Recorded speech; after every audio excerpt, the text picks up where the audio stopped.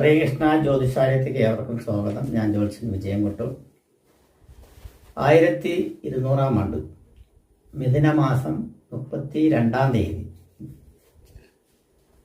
വൈകുന്നേരം ഏകദേശം 26 നാഴികയും 43 വിനാഴികയും ഉള്ള സമയത്ത്,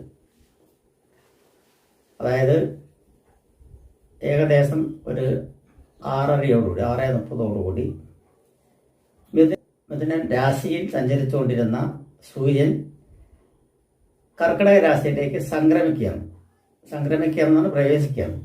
കർക്കിടക രവി സംക്രമം എന്നാണ് അതിന് പറയുന്നത്. കർക്കിടക രവി സംക്രമം. കർക്കിടകത്തിൽ രവി പറഞ്ഞ സൂര്യൻ കർക്കിടകത്തിലേക്ക് പ്രവേശിക്കുന്നതന്നെ സംക്രമം എന്ന് പറയുന്നത്. കർക്കിടകത്തിൽ മാത്രമല്ല, എല്ലാ രാശിയിലേക്കും സൂര്യൻ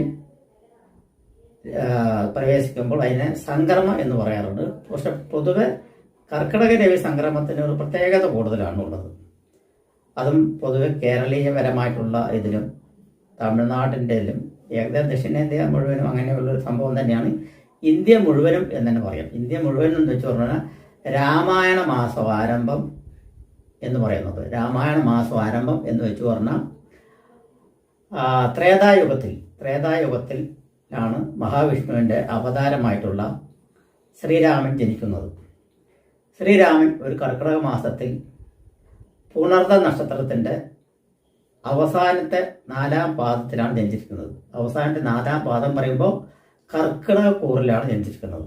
കർക്കിടക കൂറിൽ പുണർദ നക്ഷത്രത്തിൽ കർക്കിടക ലഗ്നത്തിൽ തന്നെയാണ്. അതാണ് ഭയങ്കര രസം. കർക്കിടക ലഗ്നത്തിലും കർക്കിടക സമുച്ചയത്തിലും, അതായത് കർക്കിടക ലഗ്ന സമുച്ചയത്തിലും കർക്കിടക രാശിയിലും ഉണർന്ന നക്ഷത്രത്തിലുമാണ് രവി സംക്രമിച്ചിരിക്കുന്നത്. അപ്പോൾ ആ രവി സംക്രമത്തിനെ നമ്മൾ കർക്കിടക മാസത്തിൽ രാമായണ മാസമായി ആചരിച്ച് വരാറുണ്ട്. അപ്പോൾ രാമായണ മാസത്തിൽ ഏറ്റവും ഗുണം ചെയ്യുന്ന കുറച്ച് രാശികളുണ്ട്. ആ രാശികളെ പറ്റിയാണ് പറയുന്നത്. ആദ്യം തന്നെ ഇടവക്കൂറുകാർക്ക് സൂര്യൻ 3-ാം ഭാവത്തിൽ അനുകൂല സ്ഥാനത്തിൽ സഞ്ചരിച്ചു കൊണ്ടിരിക്കുന്ന ഒരു സമയമാണ്. 3-ാം ഭാവം എന്ന് പറയുമ്പോൾ ഭാവത്തിനെ പുറത്ത് പറയുകയാണെങ്കിൽ ധൈര്യം, വീര്യം, ദുർബുദ്ധി, സഹോദര പരാക്രമ, ദശാകരണ സഹായ എന്നാണ് പറയുന്നത്. അതായത് ആരോഗ്യമുണ്ടാവും, ധൈര്യം ഉണ്ടാവും, അതുപോലെ തന്നെ സഹായ ഹസ്തങ്ങളുണ്ടാവും, കൂട്ടുകാരന്മാരുടെ സഹായങ്ങളുണ്ടാവും, സഹോദരങ്ങൾക്ക് ഗുണങ്ങളുണ്ടാവും എന്നിങ്ങനെയൊക്കെയാണ് 3-ാം ഭാവത്തിൽ വെച്ചത്. 3-ാം ഭാവത്തിൽ സൂര്യൻ അനുകൂലാവസ്ഥയിൽ നിൽക്കുന്നത്.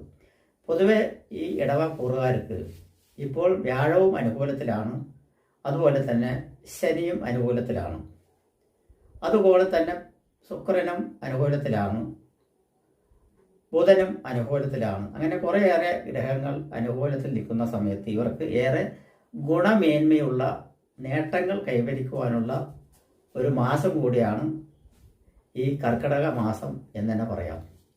ഈ കർക്കിടക മാസം പൊതുവെ എല്ലാവർക്കും, പഴയ കാലത്തുള്ളവർക്കും ഇപ്പോഴുള്ള കാലത്തും ആണെങ്കിലും കർക്കിടകം ദുർഘടകം എന്നാണ് പറയുന്നത്. പക്ഷെ എല്ലാവർക്കും അങ്ങനെ ദുർഘടകമായിട്ട് വരാനുള്ള സാധ്യത കുറവാണ്.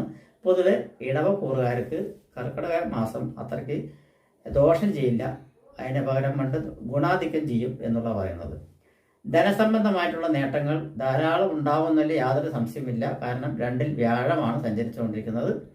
ആ 2-ാം ഭാവത്തിലുള്ള സൂര്യൻ അവിടുന്ന് മാറുകയും ചെയ്തു, 3-ാം ഭാവത്തിൽ അനുകൂല സ്ഥിതിയിലാവുകയും ചെയ്തു. അപ്പോൾ ഗവൺമെന്റ് സംബന്ധമായിട്ടുള്ള എല്ലാവിധ കാര്യങ്ങൾക്കും തടസ്സങ്ങളെല്ലാം മാറി കാര്യങ്ങൾ സാധിക്കുന്ന ഒരു വിധത്തിലേക്ക് നീങ്ങുകയുണ്ടാവും. ഗവൺമെന്റ് സംബന്ധമായിട്ടുള്ള വെച്ച് പറഞ്ഞാൽ പേപ്പർ വർക്കുകൾ, ആധാരങ്ങൾ, പട്ടയങ്ങൾ, ഭൂമി സംബന്ധമായിട്ടുള്ള രേഖകൾ, അതുപോലെ തന്നെ ഭവന സംബന്ധമായിട്ടുള്ള തടസ്സങ്ങൾ, ഭൂമി സംബന്ധമായിട്ടുള്ള തടസ്സങ്ങൾ എല്ലാറ്റിനെയും നേരിട്ടുകൊണ്ടിരിക്കുന്ന ഒരു സമയത്ത് അതിനെല്ലാം അനുകൂല സ്ഥിതിയിലാക്കി കൊണ്ടുവരുന്ന ഒരു മാസമായിട്ട് മാറും കർക്കിടക മാസം എന്ന് തന്നെ പറയാം. പൊതുവെ ധനാഭിവൃദ്ധി അവർക്ക് ധാരാളം ഉണ്ടാവും. ധനലാഭങ്ങൾ ഇഷ്ടംമാതിരി വരുവാനുള്ള സാധ്യതയുണ്ട്. അതുപോലെ തന്നെ വിദ്യാഭ്യാസ സംബന്ധമായിട്ടുള്ള പുനർവിദ്യാഭ്യാസത്തിനും പുനർമേന്മയ്ക്കും നല്ല ഗുണപരമായിട്ടുള്ള ഇതാണ് കാണുന്നത്. വിദേശ സംബന്ധമായിട്ടുള്ള എല്ലാവിധ കാര്യങ്ങൾക്കും അനുകൂലപരമായിട്ട്, ഗവൺമെന്റ് സംബന്ധമായിട്ടുള്ള അനുകൂലപരമായിട്ടുള്ള എല്ലാ നേതൃത്വ സംവിധാനങ്ങളും വഹിക്കുവാനുള്ള കഴിവ് സൂര്യനുണ്ട്. ഗവൺമെന്റ് കാരകൻ കൂടിയാണ് സൂര്യൻ എന്നാണ് പറയുന്നത്. അത് കാരണം സഹായ സ്ഥാനം നിൽക്കുന്ന കാരണം സഹായ ഹസ്തങ്ങൾ ഇഷ്ടമാരി വരുവാനുള്ള സാധ്യതകൾ ഇടവക്കൂറുകാർ കാണുന്നുണ്ട്. അതുകൂടാതെ തന്നെ ഭാഗ്യസ്ഥാനം തെളിഞ്ഞ് കാണുന്നുണ്ട്. ഭാഗ്യവശാൽ ധനം വന്ന് കിട്ടുവാൻ, അത് ഏത് വിധത്തിലായിക്കോട്ടെ, കുറികളായിക്കോട്ടെ, വൻകിട ലോണുകളായിക്കോട്ടെ, അതുപോലെ അപ്രതീക്ഷിതപരമായിട്ടുള്ള ധനം, ഭാഗ്യം, അതായത് ലോട്ടറി ഭാഗ്യമായിക്കോട്ടെ, അതുപോലെ തന്നെ ധനവൃഷ്ടിയുള്ള ബിസിനസ് ലാഭമായിക്കോട്ടെ, ആഭരണ നേട്ടങ്ങളായിക്കോട്ടെ, വാഹന നേട്ടങ്ങളായിക്കോട്ടെ, ഭൂമി സംബന്ധമായിട്ടുള്ള നേട്ടങ്ങളായിട്ട്, അങ്ങനെ നിരവധി നേട്ടങ്ങൾ വന്ന് കൈവരിക്കേണ്ട ഒരു മാസം കൂടിയാണ് കർക്കിടക മാസം എന്നുള്ളതാണ് ഇടവക്കൂറുകാർക്ക് പറയാനുള്ളത്. അപ്പോൾ ഇടവക്കൂറുകാർക്ക് വളരെ ധനേഷ്ടപരമായിട്ടുള്ള സ്ഥിതിയും തൊഴിൽ സംബന്ധമായിട്ടുള്ള നേതൃത്വങ്ങളും തൊഴിൽ സംബന്ധമായിട്ട് നേട്ടങ്ങളും വരുവാനുള്ള സാധ്യതകൾ കുറേ കൂടുതലായിട്ട് കാണുന്നുണ്ട്. ചില ആളുകൾ പറഞ്ഞാൽ ഇടവക്കൂറിൽപ്പെട്ടിരിക്കുന്ന ചില വ്യക്തികൾ കമൻറ്റ് ബോക്സിൽ വന്നിട്ട് അതിൻ്റെ ഗുണങ്ങൾ അനുഭവിക്കുന്നില്ല എന്ന് പറഞ്ഞിട്ട് പോസ്റ്റ് ചെയ്യാറുണ്ട്. അപ്പോൾ അങ്ങനെ അനുഭവിക്കാത്തത് ചിലപ്പോൾ ജാതകത്തിൽ ഗുണമല്ലാത്ത ഒരു സമയമാണ് എന്നുണ്ടെങ്കിൽ ചിലപ്പോൾ അങ്ങനെ സംഭവിക്കാനുള്ള വഴിയുണ്ട്. അതായത് ദശാകാലം, അപകാരകാലം അതും ഗുണമാണ് എന്നുണ്ടെങ്കിൽ തീർച്ചയായിട്ടും നിങ്ങൾക്ക് ഈ ഫലം അനുഭവിക്കുന്നില്ലെങ്കിൽ ജാതകം പരിശോധിക്കുക തന്നെ വേണം. അതുകൂടാതെ പ്രശ്നവും വെച്ച് നോക്കേണ്ടി വരും എന്നുള്ളതിൽ യാതൊരുവിധ സംശയമില്ലാത്തൊരു കാര്യമാണ്. അത് നിങ്ങൾ പ്രത്യേകം ശ്രദ്ധിക്കേണ്ട ഒരു കാര്യമാണ്. ഇടവക്കൂറുകാർക്ക് പൊതുവെ അനുകൂലപരമായിട്ടുള്ള സമയമാണ് മൊത്തത്തിൽ നടന്നുകൊണ്ടിരിക്കുന്നത്. അതുകൂടാതെ തന്നെ ഇപ്പോൾ ഈ കർക്കിടക മാസം കുറച്ചുകൂടി അനുകൂലത്തിന് വരാനുള്ള സാധ്യതകൾ കൂടുതലുള്ള കാരണം കൊണ്ട് എല്ലാ കാര്യങ്ങൾക്കും വെച്ചുകൊണ്ട് ഉത്തമപരമായിട്ടുള്ള എല്ലാ കാര്യങ്ങൾക്കും ധനേഷ്ടപരമായിട്ടുള്ളതും അതുപോലെ പ്രതികൂല സംബന്ധമായിട്ടുള്ളതും പോസിറ്റീവായിട്ട് വരാനുള്ള കാര്യങ്ങളും ഉണ്ടാവും എന്നുള്ളതാണ് പറയുന്നത്.